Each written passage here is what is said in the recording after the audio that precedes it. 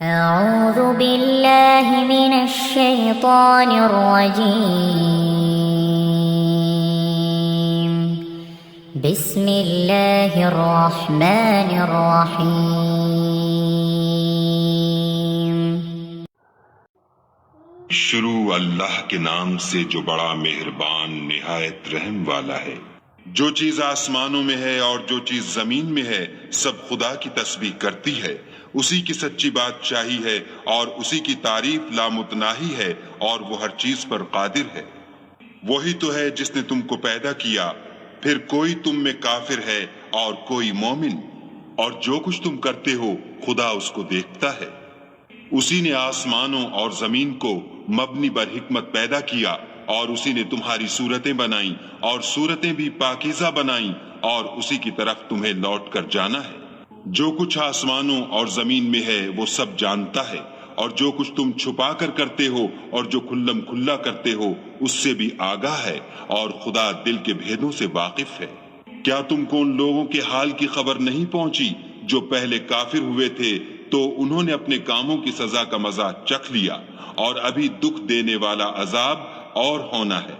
یہ اس لیے کہ ان کے پاس پیغمبر کھلی نشانیاں لے کر آتے تو یہ کہتے کہ کیا آدمی ہمارے ہادی بنتے ہیں؟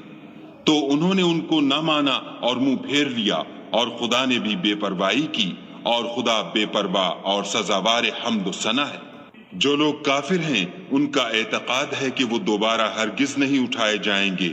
کہہ دو کہ ہاں ہاں، میرے پروردگار کی قسم تم ضرور اٹھائے جاؤ گے، پھر جو جو کام تم کرتے رہے ہو وہ تمہیں بتائے جائیں گے، اور یہ بات خدا کو آسان ہے۔ تو خدا پر اور اس کے رسول پر اور نور قرآن پر جو ہم نے نازل فرمایا ہے ایمان لاؤ، اور خدا تمہارے سب اعمال سے خبردار ہے۔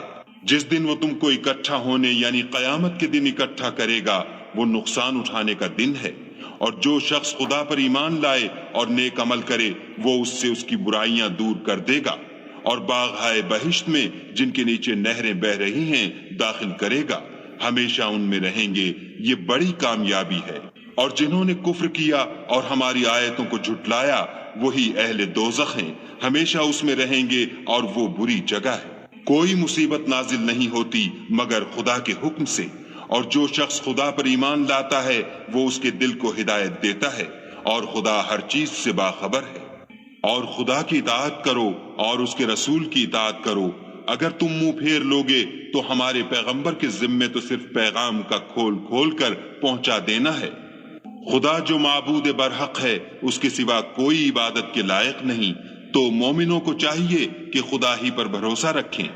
مومنوں، تمہاری عورتوں اور اولاد میں سے بعض تمہارے دشمن بھی ہیں، سو ان سے بچتے رہو، اور اگر معاف کر دو اور درگزر کرو اور بخش دو تو خدا بھی بخشنے والا مہربان ہے۔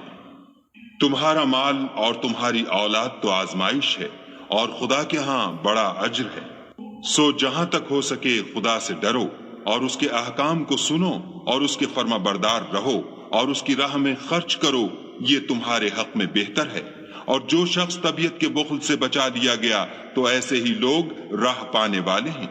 اگر تم خدا کو اخلاص اور نیت نیک سے قرض دو گے تو وہ تم کو اس کا دوچند دے گا، اور تمہارے گناہ بھی معاف کر دے گا، اور خدا قدر شناس اور بردبار ہے، پوشیدہ اور ظاہر کا جاننے والا، غالب اور حکمت والا۔